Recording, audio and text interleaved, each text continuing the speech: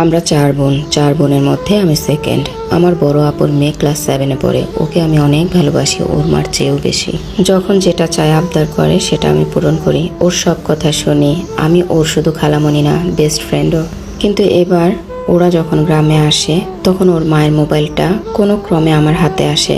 আমি হঠাৎ ফেসবুকে গিয়ে দেখি তার ফেসবুক লগ ইন করা, এমনকি একটা ছেলের সাথে সে কথাও বলে কন্টিনিউ। ছেলের বয়সও তেমন না, সেম এজ। আরও একটা বিষয় হচ্ছে, ওই ফেসবুকের ব্লক অপশনে গিয়ে দেখি সে আমাদের সবাইকে ব্লক করে রেখেছে, যাতে তার আইডি কারো চোখে না পড়ে।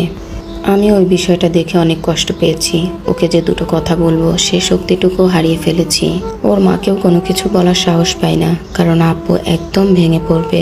আমরা সবসময় ওকে নিয়ে টেনশনে থাকতাম যে সে কিছু বোঝে না, সবসময় একা থাকতো। হয়তো মানুষের সাথে না মেশার কারণে এমন হয়ে গেছে, কিন্তু ভিতরে ভিতরে সে যে এতটা এগিয়ে গেছে এটা বুঝতে আমাদের ভুল হয়ে গেছে।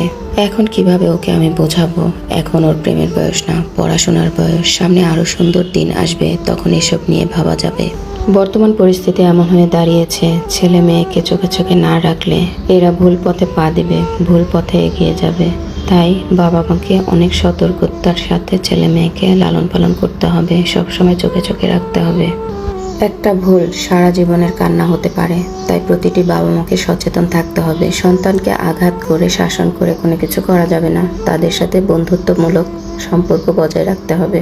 প্রতিটা বাবা মাকে সন্তানের সাথে এমন সম্পর্ক তৈরি করতে হবে যেন প্রত্যেকটা সন্তান তাদের যে কোনো বিপদ আপদ ভালো মন্দ সবকিছু বাবা মার সাথে শেয়ার করে। আজকের গল্পটা এ পর্যন্তই ছিল। আসসালামু আলাইকুম, আল্লাহ হাফেজ।